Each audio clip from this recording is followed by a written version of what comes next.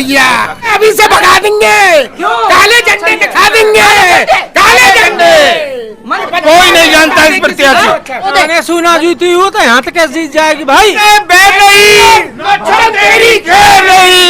इतना विरोध करेंगे कि नौचम चौधरी को वापस जाना पड़ेगा यहाँ से। जहाँ से आइए। नो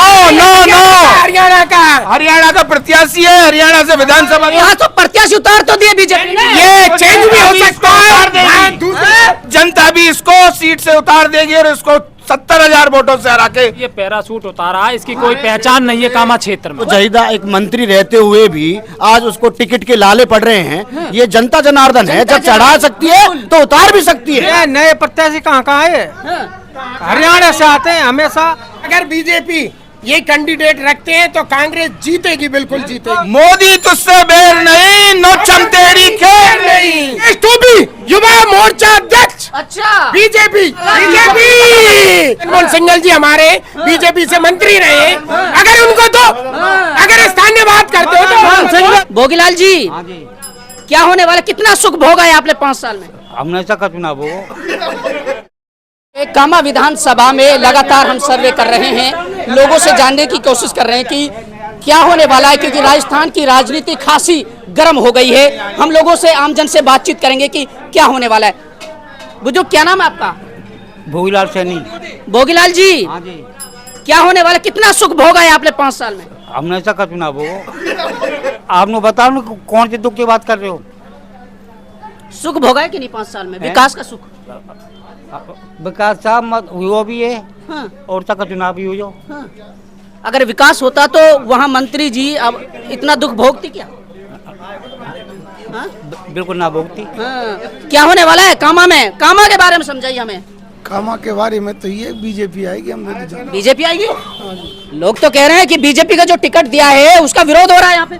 ये तो विरोध कुछ दिन के काज है, फिर सब अपने आप आ जाती है। काम अपने आप आ जाती है, अपने आप सब लेन पे आ जाए। अच्छा, तो यहाँ कांग्रेस का टिकट अगर जायदा को मिलता है तो अभी गई टिकट पिटेगी।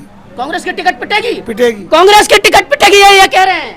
कांग्रेस की टिकट पिटेगी। देखो साहब, ऐसा है, अगर बीजेपी ये कैंडिडेट रखते हैं तो कांग्रेस जीतेगी, बिल्कुल जीतेगी। अच्छा, अगर कोई लोकल प्रत्याशी को टिकट देते हैं तो भारी मतों से जिताया जाएगा। तो यहाँ तो प्रत्याशी उतार तो दिए बीजेपी ने। ये चेंज भी हो सकता है, जनता भी इसको सीट से उतार देगी और इसको 70,000 वोटों से हरा के भेजेगी बीजेपी। किसको भेजेगी 70,000 वोटों से? बीजेपी कैंडिडेट को।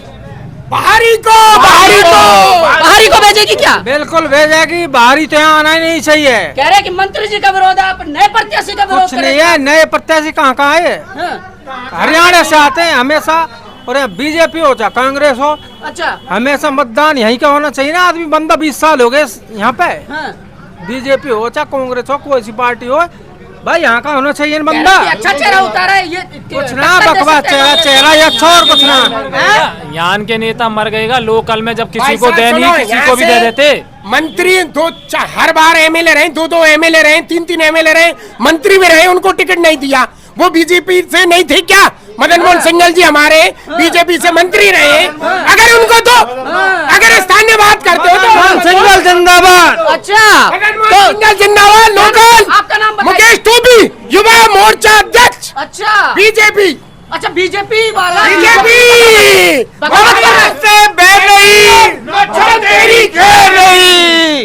मोदी तुझसे बेर नहीं, नौचम तेरी खेल नहीं। क्या इतना भारी विरोध अभी तो आए भी नहीं है आपके बीच में? अभी से भगा देंगे, काले झंडे दिखा देंगे, काले झंडे। मंत्री जी को दिखाएंगे कि इतना विरोध करेंगे कि नौचम चौधरी को वापस जाना पड़ेगा यहाँ से। कहाँ जाना पड़ेगा? जहाँ से आइए। इतना विरोध है। मैंने सुना जीती हो तो यहाँ तक कैसे जीत जाएगी भाई? अच्छा, जो कैंडिडेट अपने लोकल असेंबली से नहीं जीत पाया आज तक, वो यहाँ पे आके चुनाव जीतेगा। यहाँ पे आके चुनाव जीतेगा। 70,000 वोट अंतर हारेगी। बाहरी कैंडिडेट है जिसको बीजेपी ने बड़ी रिसर्च करी है। कुछ रिसर्च नहीं हुआ। बीजेपी के कुछ चंद लोगों, सब रुपए का खेल है, बड़ा मोटा खेल है भैया। आरोप नहीं लगा रहे ये लोग, पूरा आरोप लगा रहे हैं, ये बिल्कुल ठीक है। चंद व्यक्तियों को कहने से यहाँ पैराशूट प्रत्याशी उतारा गया है। पैराशूट प्रत्याशी नो का? हरियाणा का प्रत्याशी है, हरियाणा से विधानसभा क्यों रही और नौक्षम आई तो कांग्रेस आएगी यहाँ। अच्छा, अगर जाहिदा खान को यहाँ से टिकट मिलता है और नौक्षम चौधरी यहाँ से चुनाव लड़ती है तो जाहिदा खान 1000% जीतेगी। हम सारे जाहिदा खान के संग रहेंगे। क्या बोल रहे हैं लोग, इसमें नहीं, ये सच्चाई है बात क्या? तो खैर देखो, हर आदमी की अपनी अपनी मंशा है, अपने आप अपने बताइए विचार अपनी हैं। मंशा। हाँ। जिस तरह का इस क्षेत्र में जहीदा के खिलाफ जो विरोध हुआ है, जो जहीदा एक मंत्री रहते हुए भी आज उसको टिकट के लाले पड़ रहे हैं, ये जनता जनार्दन है। जब चढ़ा सकती है तो उतार भी सकती है। 10 दिन नल नहीं आते, 10 दिन कामा में मैं खुद।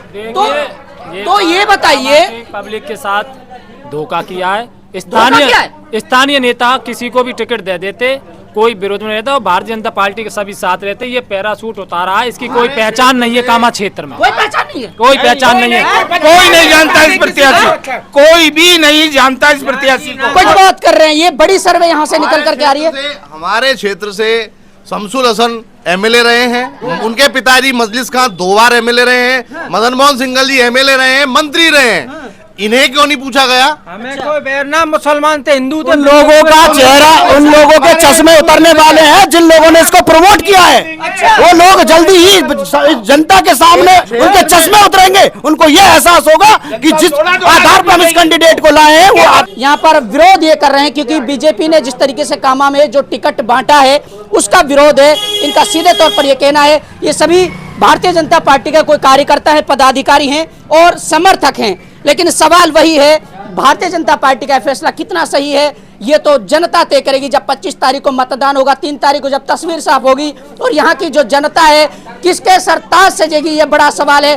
कामा में क्या बड़ा उलटफेर होगा, राज बदलेगा या रिवाज, राजस्थान का ऊंट किस करवट बैठेगा, ये सारे जो गणित हैं, सारे जो समीकरण हैं, ये कामा पर लागू हो रहे हैं। कामा की राजनीति में एक नया मोड़ आ गया है।